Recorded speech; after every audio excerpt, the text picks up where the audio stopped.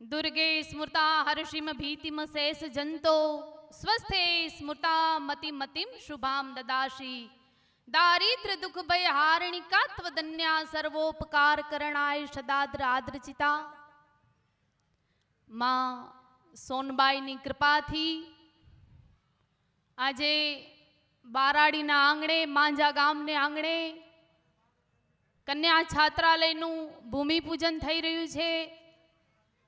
એમાં અમારા વડીલ અને પૂજનીય શ્રી હિરલમાં, કંકુ કેસરમાં, કંચનમાં, પરમામાં તેમજ મંચસ્થ બિરાજમાન ગિરીશાપા, રણજી તાતા, ઈસુદાનભાઈ,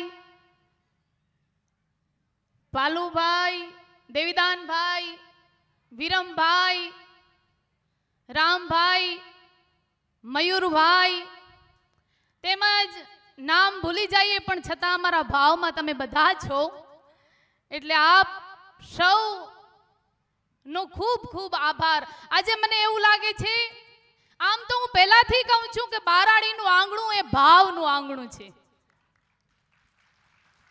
બારાડીનો મલક એ ભાવનો મલક છે। ખૂબ ખૂબ ધન્યવાદ છે આખી આ ટીમને કે આજે સામતભાઈ અને આખી એની ટીમ જે પણ છોકરાઓ છે, નામ ભૂલાવું છું પણ એ સર્વે બધાએ આલાભાઈ બધાએ જે મહેનત કરી અને આવું રૂડું આયોજન કર્યું છે। પણ હું ખરેખર એક વાત યાદ દેરવાવું આપને કે આ બધાનો પ્રતાપ આ ડોસીનો છે, એનો ભજનનો છે, એની ચિંતાનો છે। અવિરત માતાજીએ હિરલમાએ અવિરત આપણી ચિંતા કરી। આ બાજુ રાજકોટ હોય તો કંકુ કેસરમાએ ચિંતા કરી, આ બાજુ પોરબંદર બાજુ માં પરમામાં, મઢડા બાજુ માં કંચનમાં, સતત જ્યાં જ્યાં જે જે જાગતી જ્યોતિઓ, જે જે ચારણોની જગ્યાઓ છે, પછી રણજી તાતા હોય કે ભગત હોય, જ્યાં જ્યાં પણ બિરાજમાન હોય ત્યાં ત્યાં સતત આપણી ચિંતા કરી છે। તો એ આખી ટીમને બધાને ખૂબ ખૂબ ધન્યવાદ। અમે રસ્તામાં આવતા હતા તો આપા વાત કરતા હતા પછી મને એમ થયું એ જ વિષય ઉપર બોલીએ આજે કે સમાજનો કાર્યકર્તા કેવો હોવો જોઈએ। એક સમાજ આપણી સમાજ નહીં, અનેક સમાજનો, બધી જ સમાજનો કાર્યકર્તા કેવો હોવો જોઈએ તો શાસ્ત્ર એમ કહે છે પદભદ્રમ તન્ન આશુ, કલ્યાણકારી વિચારોથી સમાજને જોડતો હોવો જોઈએ। શાસ્ત્ર એમ કહે છે કે સમાજનો કાર્યકર્તા, કોઈ પણ સમાજના કાર્યકર્તાની અંદર દ્વેષ ભાવ ન હોવો જોઈએ। જો તાવડી હોય, ચૂલ્લો હોય, ભઠ્ઠો હોય તો એમાં રોટલી પકાય, એમાં રોટલી બેનું દીકરીઓ કરી શકે, ચૂલ્લામાં કે ભઠ્ઠામાં રોટલી કરી શકાય, પણ જંગલની સળગતી આગમાં, ધધકતી આગમાં રોટલો ન બને હો। એમ સમાજનો કાર્યકર્તા એની અંદર દ્વેષની અગ્નિ ધધકવી ન જોઈએ। એની અંદર શાંત અને સૌમ્ય વિવેકના ગુણો હોવા જોઈએ। અમે ઘણીવાર વિચારતા હતા તો રસ્તામાં આવતા હતા, સમાજનો કાર્યકર્તા કેવો હોવો જોઈએ। કોઈ પણ ગાડી બધાને આવડતી હોય પણ તેમ છતાં ગાડી એક જ વ્યક્તિ હાંકી શકે। જે ગાડીમાં સ્ટેરિંગ ઉપર બેઠો હોય, બાજુવાળાને બહુ સરસ આવડતી હોય, એની બાજુવાળાને એનાથી સરસ આવતી હોય, પણ એ બધા બ્રેકો મારવા જાય ને તો ગાડી હાલે નહીં। એમ સમાજના કાર્યકર્તાને કોઈ પણ કામમાં બ્રેક ન મારવી જોઈએ। જે કરતું હોય એને કરવા દો। આપણાથી નથી પહોંચાતું તો જ્યાંથી થાય છે ત્યાંથી શરૂઆત કરવા દો। સમાજનો કાર્યકર્તા હનુમાનજી જેવો હોવો જોઈએ। રામચરિત્ર માનસમાં રામાયણના કાર્યકર્તા એ હનુમાનજી છે। સુરસા જ્યારે હનુમાનજીને ગળવા આવી ત્યારે સુરસા ગળે છે, બહુ યોજનો જેટલું મોઢું પહોળું કરે છે। હનુમાનજી પણ એનાથી ડબલ મોઢું પહોળું કરે છે, સુરસા ડબલ કરે છે, એનાથી ડબલ હનુમાનજી કરે છે, પણ ધીરે ધીરે એટલું બધું યોજનો સુધી મોઢું પહોળું સુરસાએ કર્યું ને પછી હનુમાનજીએ નાનું એવું રૂપ લઈ અંદર પ્રવેશી અને નીકળી જાય છે। રામાયણ હનુમાનજીનું પાત્ર આપણે શીખવાડે છે કે કાર્યકર્તા કોઈના પ્રભાવમાં ન આવવો જોઈએ। એ સત્તા હોય કે સંપત્તિ હોય એના માટે બધા સરખા અને પોતે અભાવમાં ન જીવવો જોઈએ। કાર્યકર્તા જ્યારે હનુમાનજી યાત્રા આગળ કરતા કરતા જાય છે ત્યારે એને બીજા પણ રાક્ષસો આવે છે જે એના પડછાયાઓ પકડે છે. પડછાયાઓ પકડે ને ત્યારે સમજવું કાર્ય કરતા લોભ વિહીન હોવો જોઈએ.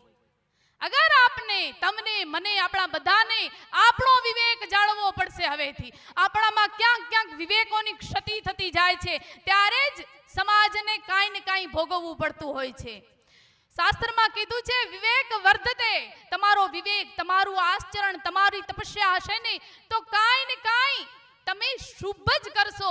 અમે અહીંયા લાલ વસ્ત્ર પહેરી મંચ ઉપર બેસી જઈએ, કોઈ પણ કાર્યકર્તા સફેદ વસ્ત્ર પહેરી અને ટનાટન થઈ મંચ ઉપર બેસી જાય, એનાથી કંઈ કાર્યકર્તા, એનાથી કંઈ સજ્જનતા કે એનાથી કંઈ સાધુતાઈ નથી આવતી.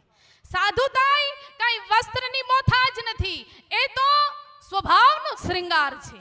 એ તમારી સ્વભાવ નક્કી કરે છે, તમારું વિવેક, તમારું વર્તન, આ તમારી સાધુતાઈ, તમારું આચરણ, તમારું કાર્યકર્તા નક્કી કરે છે. આપણે થોડા કંઈ, હું એમ કહું છું, આપણે એ ભવ્ય પરંપરાના વારસદાર છીએ જે આપણા પૂર્વજોએ શિખાઓને ચાંદલાઓના બદલે મસ્તકો રેડી ત્રાગાઓ કરી અને ધર્મની રક્ષા કરી છે. આપણે થોડા કંઈ વાંદરાના વંશજો છીએ કે બેફામ જીવી શકીએ? અરે આપણે વિવેક કોણ શીખવાડે? ચારણોની મહત્તા એના વિવેકથી છે. આપણે વાંદરાના વારસદાર નથી કે આપણે ગમે એમ જીવી શકીએ. આજે તમને દીકરીઓ ગમે છે ને કાલે નથી ગમતું એમ કરીને છૂટું કરી નાખવાનું. આપણે થોડી કઈ આ પરંપરાના વંશજો છીએ? અરે ગરીબ માવતરો ઉપર શું વીતતું હશે એ ક્યારે સમજ્યા છે? તમને જે સલાહકાર આપે, કોઈ પણ બેનપણી હોય કે કોઈ પણ સલાહકાર હોય, તમને એમ કે આ નથી સારો, સાસુ સસરાને મોઢે બોલી દેવાય, કોઈનું રખાય નહીં, પણ એને કોઈ દિવસ એમ તો તમે પૂછજો કે કર્મ કોણ ભોગવશે? વાલ્મીકી જેવા વાલ્મીકીને જો એ કર્મ ભોગવવું પડતું હોય તો આપણે તો શું છીએ? તમારા બાળકોને એટલા બધા સંસ્કાર આપો, એટલા બધા સંસ્કાર આપો. હમણાં એક બીજી દોડ આપણે જોઈએ છે. શું છે કે પ્રજાને ફોરવર્ડ કરવામાં ક્યાંક તમારી પ્રજા તમને ફોરવર્ડ ન કરી નાખે ને એટલે તમે સંસ્કાર આપો. માનવતાની રક્ષા માટે બાળકોમાં સંસ્કાર ખૂબ જરૂરી છે. અને સંસ્કાર શબ્દની વ્યાખ્યા શાસ્ત્રમાં શું છે તો કે મન, વચન અને શરીરથી, ત્રણેયથી જે વ્યક્તિ પરિપક્વ હોય છે ને એ સંસ્કાર છે, એની વ્યાખ્યા છે. અને મન, શરીર અને વચનથી પરિપક્વ થયેલો, પ્રક્રિયામાંથી પરિપક્વ થયેલો વ્યક્તિ સંસ્કારી છે. અને આ ત્રણેયમાંથી પરિપક્વ થયેલો વ્યક્તિ જ સાચો કાર્યકર્તા છે. આપણે એવું નથી કે રોજ આપણને બધાને માન જ મળે. જે ભૂમિકામાં રહે છે બધાને ખબર છે ક્યારેક અપમાનના ખારા ઘૂંટ પણ પીવા પડે તો આપણો મહાદેવ એમ કહે છે કે આપણને ખારા ઘૂંટ પણ પીવા જ પડે, કારણ કે આપણા બાપે પીધું તો આપણને પણ પીવા પડે ને. અને એટલું યાદ હંમેશા રાખજો કે આ સમાજ નહીં, કોઈ પણ સમાજ ક્યારે પણ, કોઈ પણ વ્યક્તિ ક્યારે પણ આપણને સતત માન નહીં આપે.